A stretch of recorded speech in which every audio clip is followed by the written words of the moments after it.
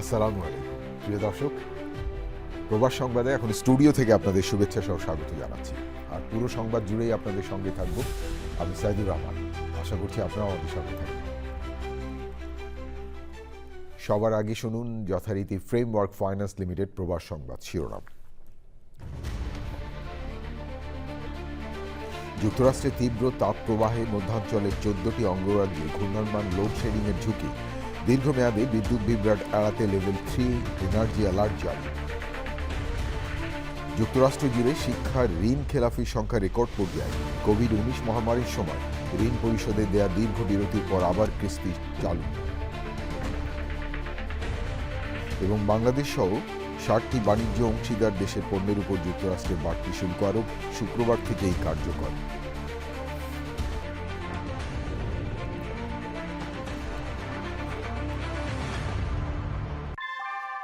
New ইয়র্কে প্রবীণদের কাছে আস্থার নাম অল কাউন্টি হোম কেয়ার। এখানে পাচ্ছেন প্রিয়জনের যত্নে অভিজ্ঞ কেয়ার গিভার। কল করুন 646-444-2266। ধন্যবাদ প্রিয় দর্শক আমাদের সাথে যোগ দেওয়ার জন্য। এতক্ষণ প্রবাস সংবাদ শিরোনাম শুনলেন, চলুন যাওয়া যাক পুরো খবরে। আর এখনকার এই সংবাদ আয়োজন একই সঙ্গে চ্যানেল আই ইউটিউব চ্যানেলে এবং channel I OTT platform I স্ক্রিনে লাইভ স্ট্রিম হচ্ছে। শুরুতেই ইউএসএ সংবাদ।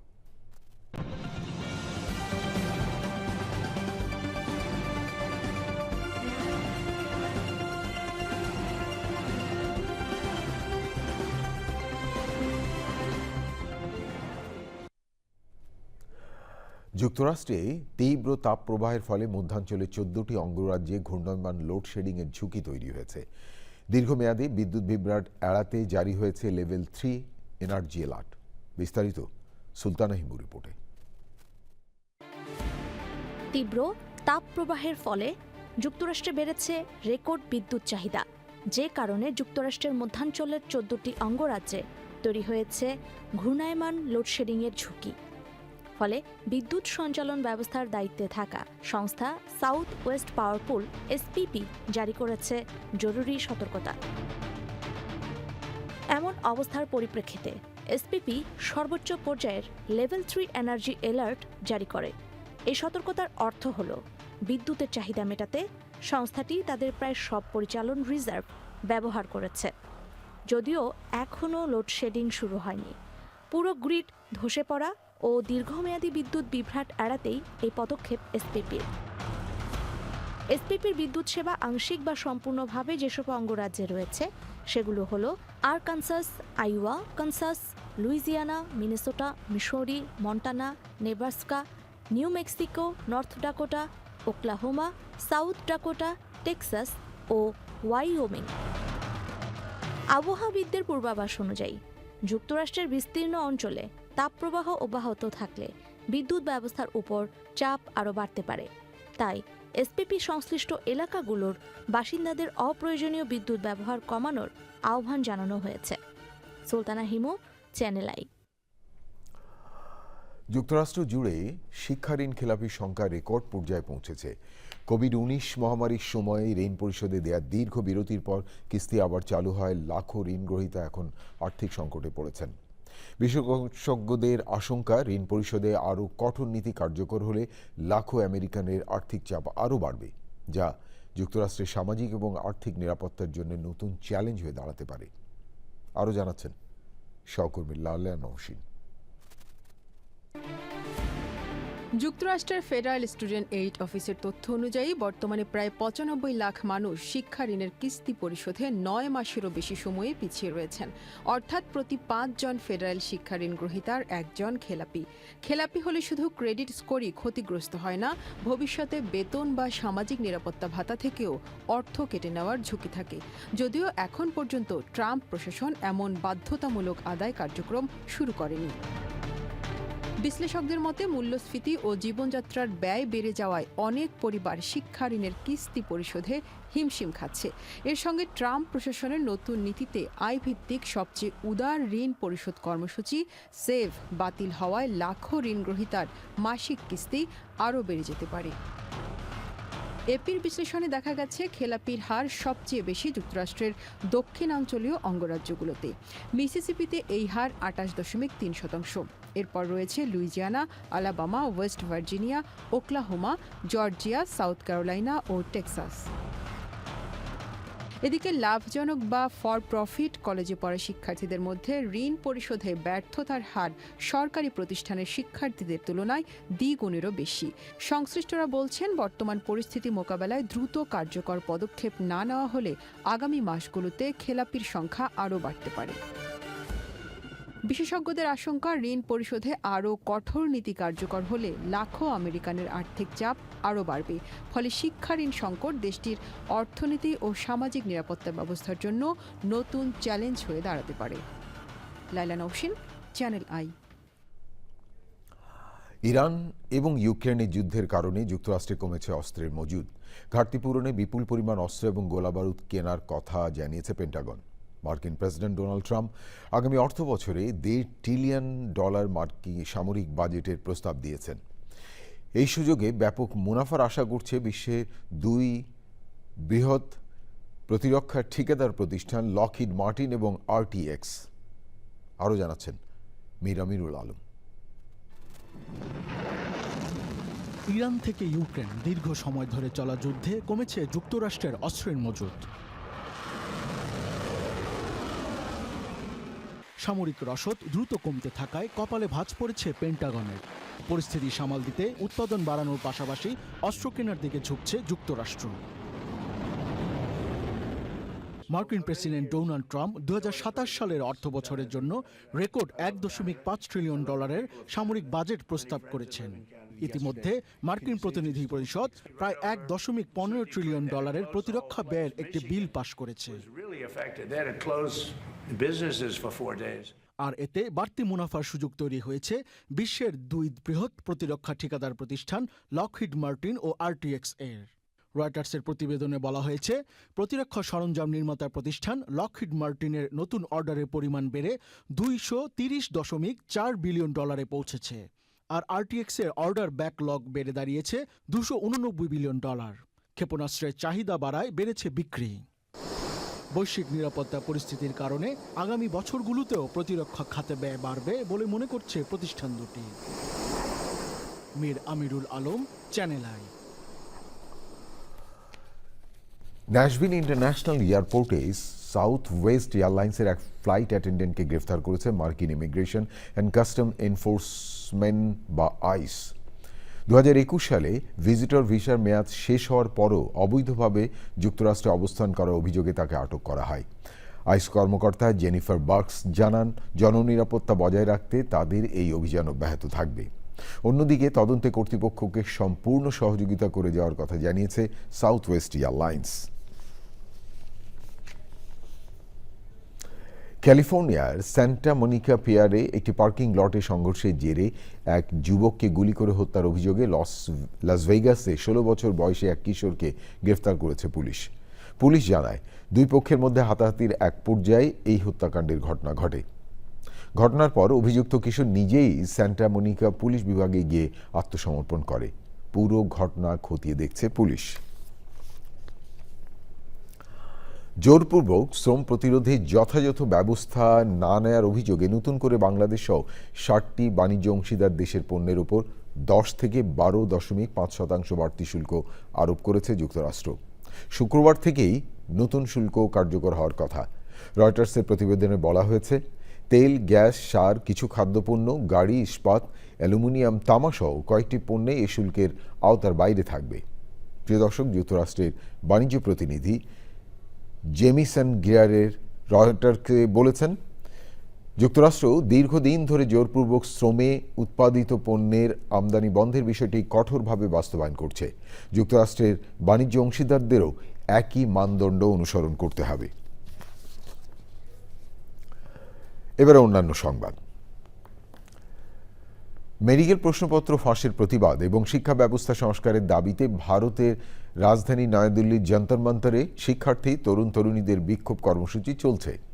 ককরোচ জনতা পার্টি সিজিবির নেতারা বলেছেন, শিক্ষামন্ত্রী ধর্মেন্দ্র প্রধানের পদত্যাগের বিষয়ে নিজেদের অবস্থান জানাতে শনিবার বিকেল পর্যন্ত সময় চেয়েছে সরকার। তবে নরেন্দ্র মোদী নেতৃত্বাধীন এনডিএ সরকার স্পষ্ট অবস্থান নিয়েছে যে শিক্ষামন্ত্রীর পদত্যাগের কোনো সম্ভাবনা নেই বলে জানিয়েছে সরকারি সূত্র। সংবাদ মাধ্যম এনডিটিভির খবরে এই তথ্য জানা গেছে। যুক্তরাজ্যের অ্যাসেক্সের ওয়েস্ট মার্সি সমুদ্র সৈকতে 7 বছর বয়সী এক শিশুকে বাঁচাতে গিয়ে প্রাণ হারিয়েছেন এক ব্রিটিশ বাংলাদেশি মা ও তার 15 বছর বয়সী মেয়ে। নিহত সেলিনা রহমান পেশায় শিক্ষক ছিলেন। তিনি যুক্তরাজ্য বিএনপির সাবেক সহসভাপতি মুজিবুর রহমানের কন্যা এবং যুবদল নেতা মনসুর রহমানের স্ত্রী। পারিবারিক সূত্র জানা যায়, জোয়ারের স্রোতে ভেসে যাওয়া শিশুটিকে উদ্ধার করতে পানিতে নামেন মা ও মেয়ে। শিশুটি জীবিত থাকলেও বর্তমানে হাসপাতালে চিকিৎসাধীন। এ ঘটনায় আরও 3 জন হাসপাতালে ভর্তি হয়েছেন, যাদের একজনের অবস্থা গুরুতর। এসেক্স পুলিশ ঘটনাটিকে মর্মান্তিক দুর্ঘটনা উল্লেখ করে তদন্ত চালিয়ে যাচ্ছে। পশ্চিম আফ্রিকায় ছড়িয়ে পড়া ইবোলা মহামারী দ্রুত ভয়াবহ আকার ধারণ করে, এর বিস্তার ঠেকানো কঠিন হয়ে পড়েছে। বিশ্ব স্বাস্থ্য সংস্থার মতে, আগের যে কোনো সময়ের তুলনায় এই ভাইরাস এখন সবচেয়ে দ্রুত গতিতে ছড়াচ্ছে। কঙ্গোর তথ্য বিশ্লেষণ করে দেখা গেছে, দেশটিতে ইতিমধ্যে 1000-এর বেশি মানুষ ইবোলায় মারা গেছেন, যা 2014 থেকে 16 সালের মহামারীর তুলনায় 3 গুণ বেশি। আক্রান্তের সংখ্যা আশঙ্কাজনকভাবে বাড়ায়। বিশেষজ্ঞরা বলছেন, ভাইরাসটি নিয়ন্ত্রণে দ্রুত কঠোর পদক্ষেপ না নিলে পরিস্থিতি আরও লাগামহীন হয়ে পড়তে পারে।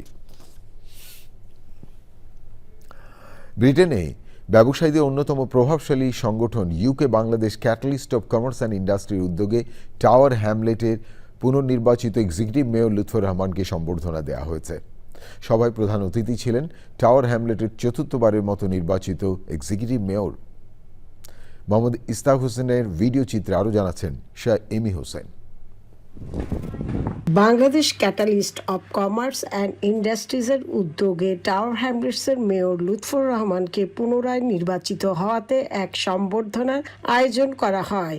উক্ত অনুষ্ঠানে প্রধান অতিথি নির্বাহী মেয়র ও বিশেষ অতিথি সংসদ সদস্য এম নাসের রহমানকে ফুল দিয়ে শুভেচ্ছা জানান।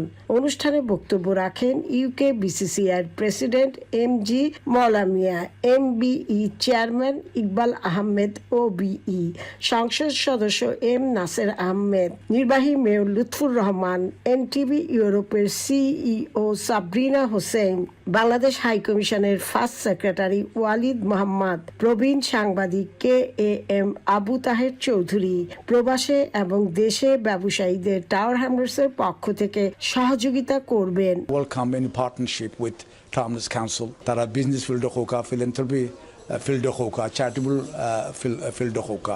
It is commendable. So I wish them all the best.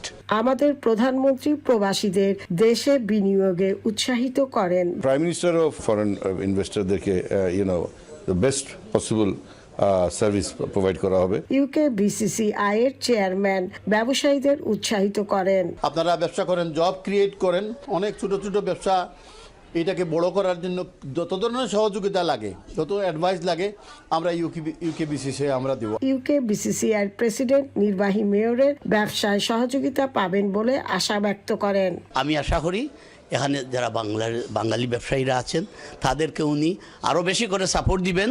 ব্যবসাগুলোতে যেগুলা লোকগুলা কাজ করছে তাদের কিন্তু একটা সাপোর্টের দরকার লোকালি। সো অবশ্য মেয়র সাহেব এটা করবেন। নির্বাহী মেয়রের ভূয়সী প্রশংসা করেন NTV ইউরোপের CEO।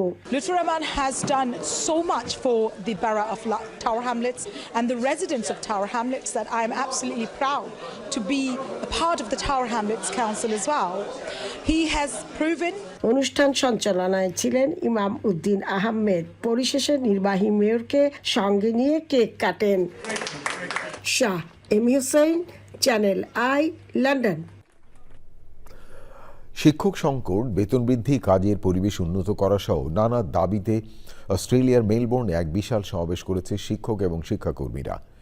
ভিক্টোরিয়ার বিভিন্ন প্রান্ত থেকে হাজার হাজার শিক্ষক এবং শিক্ষাকর্মী মেলবোর্নে জড়ো হয়ে অস্ট্রেলিয়ান এডুকেশন ইউনিয়নের ডাকে পার্লামেন্ট হাউসের সামনে সমাবেশ করে। প্রিয় দর্শক, মেলবোর্ন থেকে আরও জানাচ্ছেন প্রদীপ রায়। বৃহস্পতিবার ভিক্টোরিয়ার বিভিন্ন প্রান্ত থেকে হাজার হাজার শিক্ষক ও শিক্ষাকর্মী মেলবোর্নে জড়ো হন। অস্ট্রেলিয়ান এডুকেশন ইউনিয়ন বা AEU এর ডাকে তারা মিছিল করে পার্লামেন্ট হাউসের সামনে বিক্ষোভ সমাবেশ করেন। ধর্মঘটের কারণে ভিক্টোরিয়ায় সরকারি স্কুলগুলোতে নিয়মিত ক্লাস কার্যক্রম বন্ধ হয়ে যায়। শিক্ষকদের অভিযোগ, দীর্ঘদিন ধরে তারা অতিরিক্ত কর্মভার, শিক্ষক সংকট এবং বড় আকারের শ্রেণীকক্ষ এবং জীবনযাত্রার ব্যয় বৃদ্ধির তুলনায় বেতন কাঠামো পর্যাপ্ত নয়। তাদের দাবি, শুধু বেতন বাড়ালেই হবে না, কাজের পরিবেশও উন্নত করতে হবে। বিক্ষোভ সমাবেশে AEU এর ভিক্টোরিয়ার সভাপতি জাস্টিন মুলানি বলেন, সরকার যদি কার্যকরভাবে আলোচনায় না আসে তাহলে ভবিষ্যতে আরও কঠোর কর্মসূচি দেওয়া হবে।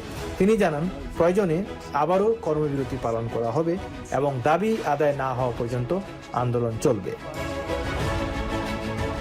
অন্যদিকে ভিক্টোরিয়ার উপমুখ্যমন্ত্রী ও শিক্ষামন্ত্রী বেন ক্যারল বলেছেন, সরকারের বিশেষ প্রস্তাব অনুযায়ী আগামী 4 বছরে শিক্ষকদের বেতন 28.3% বাড়ানো হবে। তার দাবি, এই প্রস্তাব কার্যকর হলে ভিক্টোরিয়ার শিক্ষক ও শিক্ষা সহায়ক কর্মীরা অস্ট্রেলিয়ার মধ্যে সর্বোচ্চ বেতন পাবেন। তবে ইউনিয়নের সদস্যরা সাম্প্রতিক ভোটাভুটিতে অল্প ব্যবধানে সেই প্রস্তাব প্রত্যাখ্যান করেছেন। শিক্ষকদের মতে, বেতন বৃদ্ধির পাশাপাশি শ্রেণীকক্ষে শিক্ষার্থীর সংখ্যা কমানো, অতিরিক্ত প্রশাসনিক কাজ হ্রাস করা এবং শিক্ষকদের জন্য নির্ধারিত পরিকল্পনার সময় নিশ্চিত করাও সমানভাবে গুরুত্বপূর্ণ। এদিকে ভিক্টোরিয়ার বিরোধী দলীয় নেতা জেস উইলসন সরকারের সমালোচনা করে বলেন, শিক্ষকদের সঙ্গে কার্যকর সমঝোতায় পৌঁছাতে ব্যর্থ হয়েছে সরকার। তার মতে, শিক্ষকদের ন্যায্য দাবির প্রতি আরও গুরুত্ব দেওয়া উচিত। প্রদীপ রায়, চ্যানেল আই, মেলবোর্ন। আগামী সংসদ অধিবেশনে নতুন গুম আইন করা হবে বলে জানিয়েছেন ব্রিটেন সফররত সিলেট 2 আসনের সংসদ সদস্য তাহসিনা রুশদী লুনা। বার্মিংহামের স্থানীয় কমিউনিটি হলে প্রবাসী বিশ্বনাথ ও ওসমানীনগরবাসীর উদ্যোগে মত বিনিময় সভায় প্রধান অতিথির বক্তব্যে তিনি কথা বলেন। বিএনপি নেতা হাবিবুর রহমানের সভাপতিত্বে এবং সাবেক যুবদল নেতা গুলজার আহমেদ ফয়সাল ও রাসেল আহমেদের সঞ্চালনায় মত বিনিময় সভায় বার্মিংহাম এবং পার্শ্ববর্তী শহর থেকে বিএনপি ও অঙ্গ সংগঠনের নেতাকর্মীরা যোগ দেন। ট্রাইব্যুনালে তো গুম সংক্রান্ত যে আছে, আমরা ওখানে আমাদের অভিযোগ দায়ের করেছি এবং ওনারা ইতিমধ্যে কয়েকজনকে অ্যারেস্ট করেছেন এবং ইন্টারোগেশন করছেন। আমরা গুম আইন ইনশাআল্লাহ আগামী পার্লামেন্টে পাস হওয়ার কথা। প্রিয় দর্শক, এই ছিল আপনাদের জন্য আমাদের সকল আয়োজন। তবে যাবার আগে ফ্রেমওয়ার্ক ফাইন্যান্স লিমিটেড প্রবাস সংবাদ শিরোনাম আরও একবার।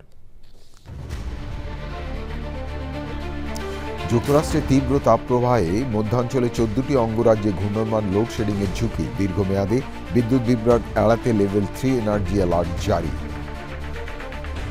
যুক্তরাষ্ট্র জুড়ে শিক্ষা ঋণ খেলাফির সংখ্যা রেকর্ড পর্যায়ে, কোভিড-19 মহামারীর সময় ঋণ পরিশোধে দেওয়া দীর্ঘ বিরতির পর আবার কিস্তি চালু। এবং বাংলাদেশ সহ 7টি বাণিজ্য অংশীদার দেশের পণ্যের ওপর যুক্তরাষ্ট্রের বাড়তি শুল্ক আরোপ, শুক্রবার থেকেই কার্যকর।